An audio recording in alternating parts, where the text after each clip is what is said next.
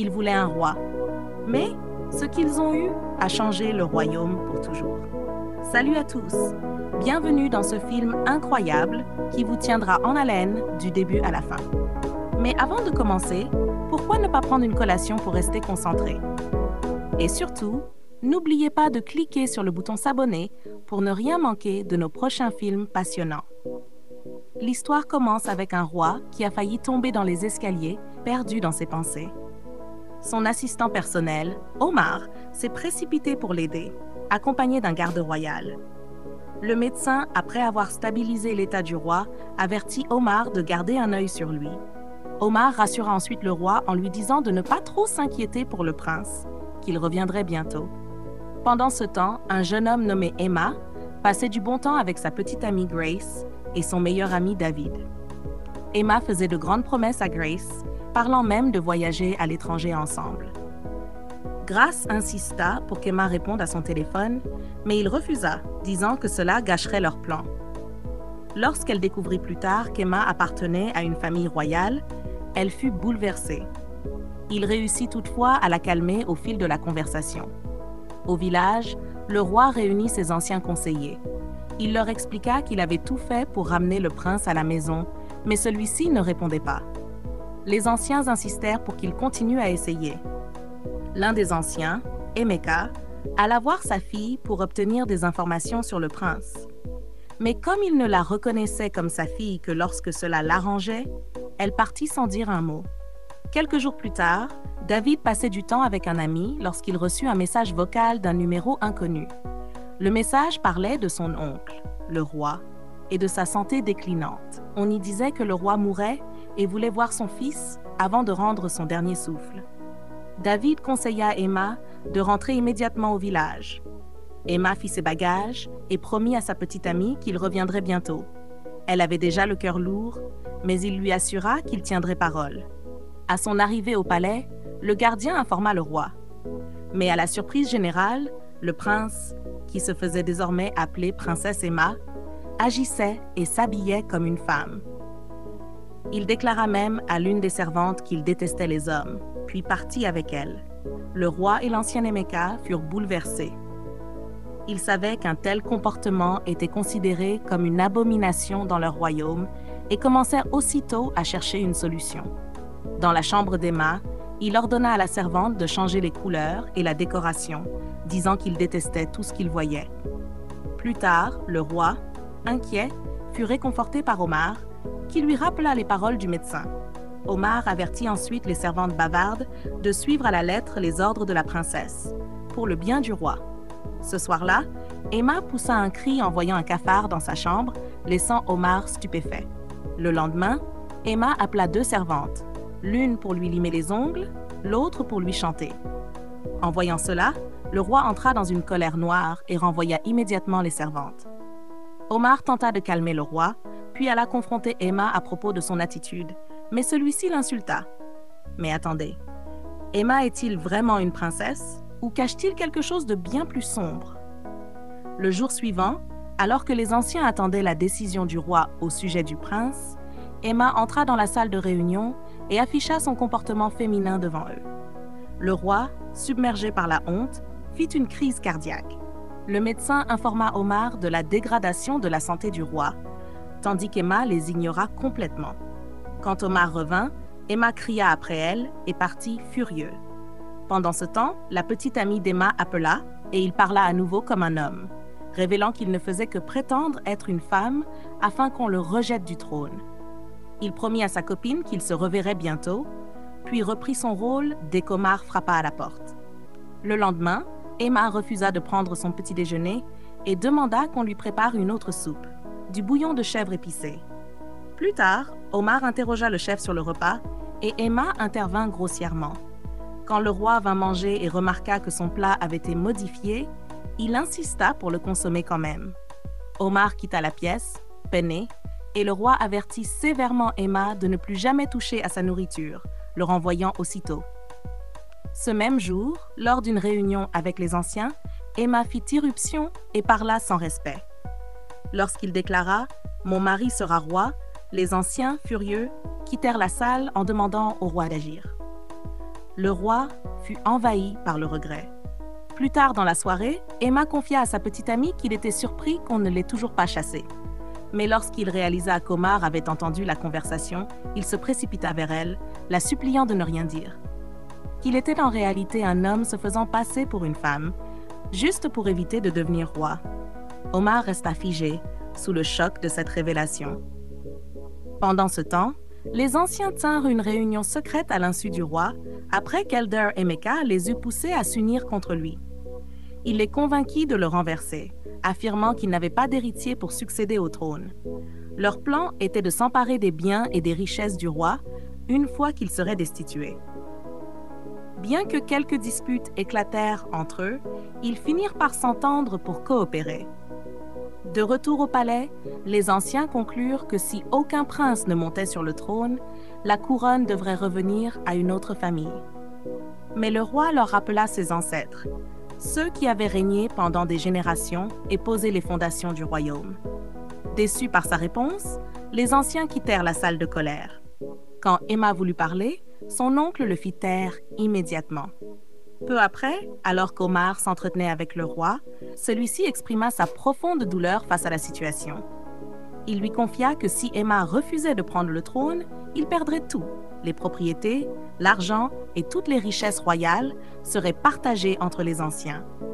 Pendant ce temps, Emma faisait ses bagages tout en parlant avec sa petite amie au téléphone. Omar le confronta, mais Emma lui rappela que c'était ce même trône qui avait causé la mort de ses parents.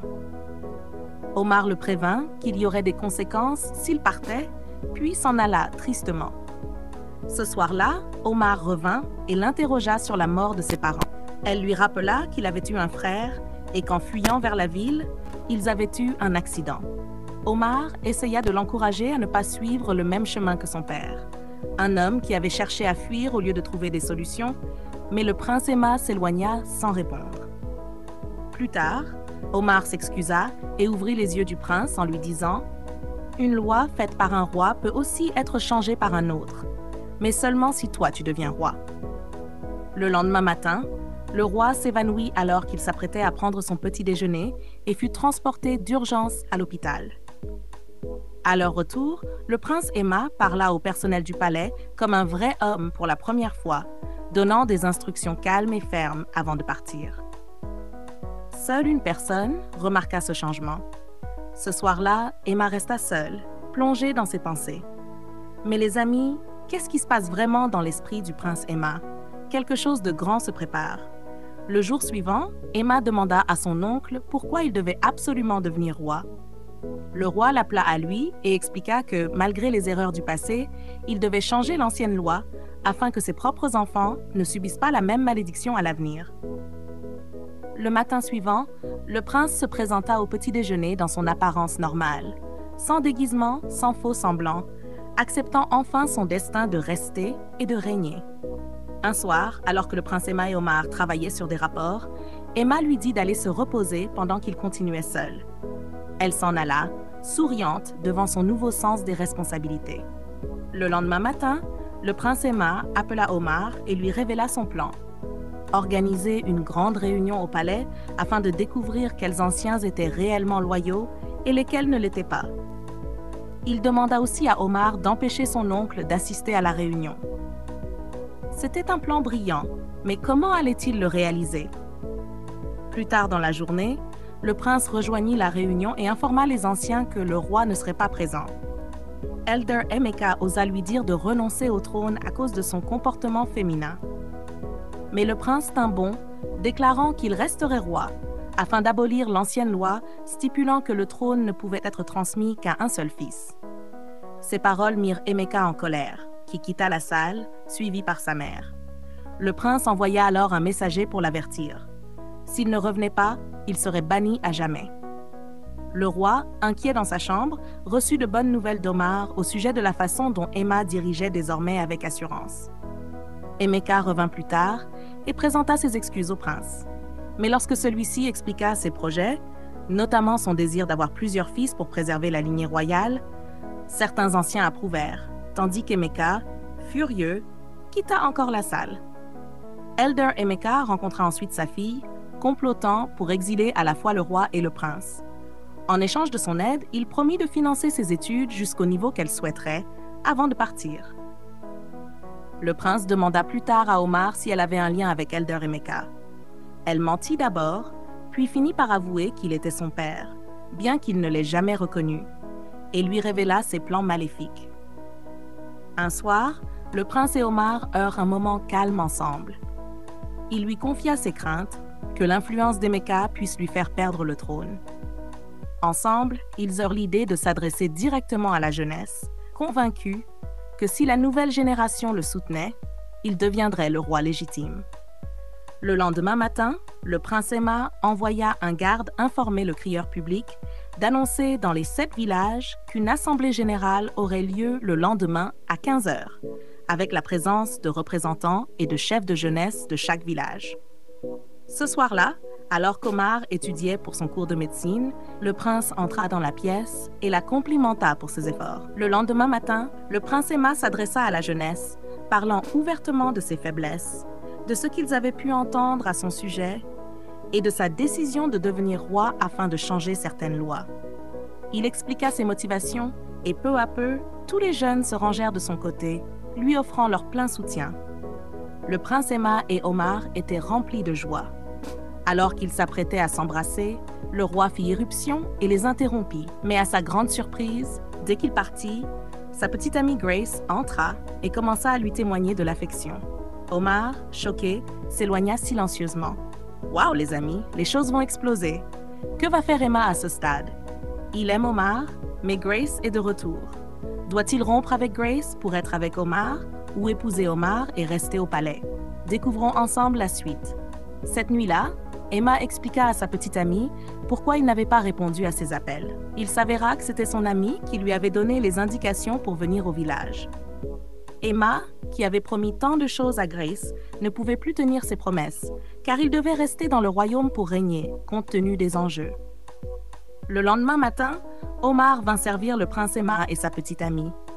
Bien que le regard d'Emma restât fixé sur Omar tout le temps, elle ne dit rien. Plus tard, Omar sortit et surprit les servantes en train de bavarder sur le prince. Lorsque celui-ci apparut, elles le saluèrent respectueusement, mais Omar s'éloigna sans un mot.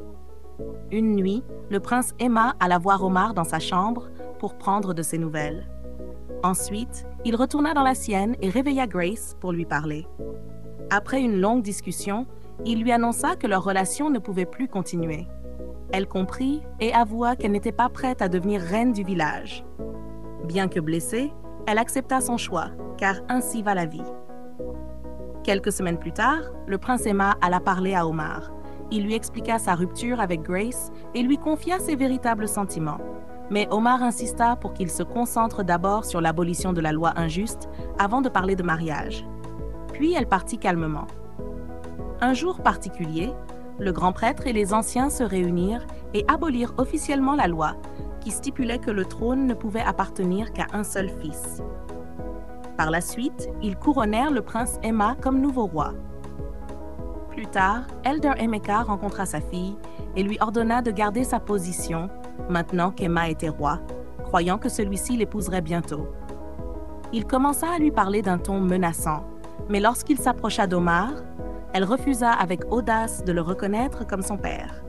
Le roi intervint alors et confronta Emeka, lui ordonnant de rembourser tout l'argent qu'il avait détourné et annonçant sa destitution. Emeka quitta le palais dans la honte. Le prince Emma annonça ensuite à Omar qu'elle deviendrait sa femme. Des années plus tard, Omar revint de l'école, portant l'enfant du roi Emma. Ils échangèrent quelques mots pleins d'émotion dans un moment de tendresse et de paix. La leçon morale de ce film est la suivante. Peu importe ce que disent les traditions ou les vieilles lois, le véritable leadership repose sur le courage, le changement et la défense de ce qui est juste. La peur, la tromperie et la cupidité détruisent les royaumes, mais la vérité, la sagesse et l'amour les restaurent. Merci d'avoir regardé, les amis. Qu'avez-vous pensé de ce film? Aimez, partagez et laissez vos impressions dans les commentaires. Jusqu'à la prochaine fois. Au revoir.